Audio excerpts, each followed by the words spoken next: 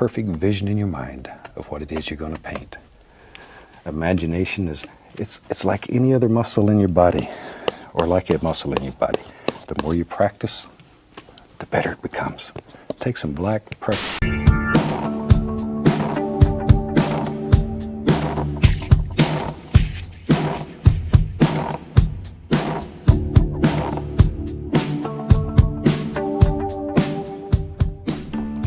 Hello there, I'm Noelle, and I'd like to welcome you to the 14th episode of Heart and Chops.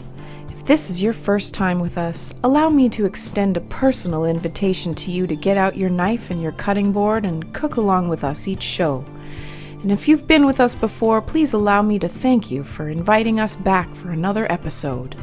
Each show, I'll show you how to cook something right here in my own kitchen.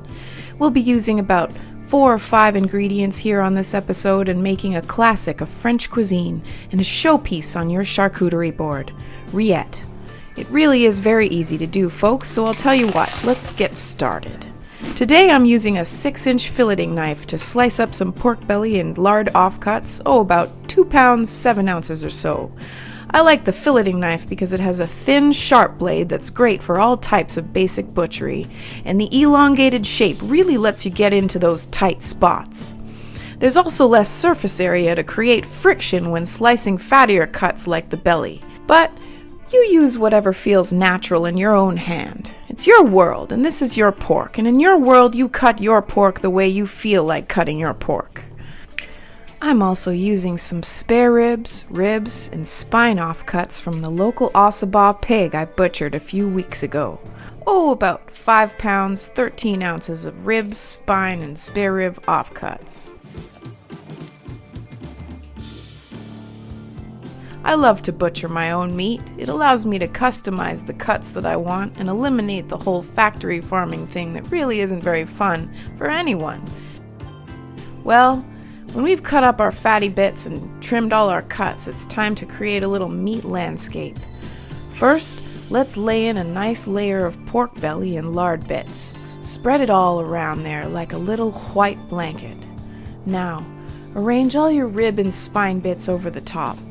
Put the ribs anywhere you feel like, anywhere that feels natural.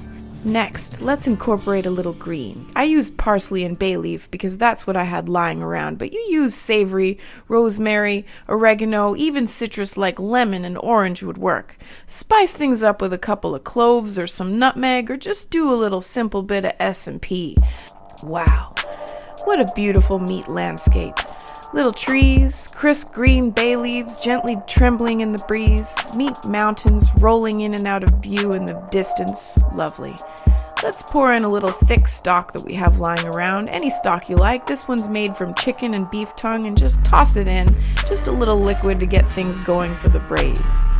Let's cover this with a little foil and braise it slowly at a low temperature. I was just flying by the seat of my pants, and my oven is a little on the cold side, so I went for about 310 degrees for about 4 or 5 hours. It doesn't matter how much time it takes as long as the fat is rendered and succulent, the meat is tender and fallen off those bones, and things are smelling fragrant and fantastic. Just sort of pick the meat out of the liquid and fat and set it aside to cool, just like that. Set aside the liquid and fat, don't throw it away. And when the meat is cool enough to handle, pick it off the bones and then shred the pieces by hand, removing any bones, bits of cartilage, sinew, or silver skin that you might find along your journey. It's your journey, after all. Okay, take your giant wooden mallet and pound your meat. Pound that meat. Pound your meat, just pound that meat until it's all shredded and beaten and reaches the consistency that feels right to you. Just have fun with it. You have to decide how far it goes, how shredded it needs to be. Whether you want to make rillettes or rillons, which aren't pounded, you make all the decisions, all those decisions. It's your meat landscape and you make all the rules. You're the ruler of this meat landscape. Here, you can do anything, absolutely anything. Let's take the fat you've set aside and just toss them into your rillette. Ready to go. Careful with that meat. get in there with your hands and squish it all together to incorporate the fat into the meat until things are looking nice and fatty and porky and greasy. Okay, so pack your rillette into jars with a tiny spatula or a spoon or anything you like, really, and pour a little of the rendered liquid pork fat over the top to seal things up nice and good. All right, I love pork fat. It's just so nice.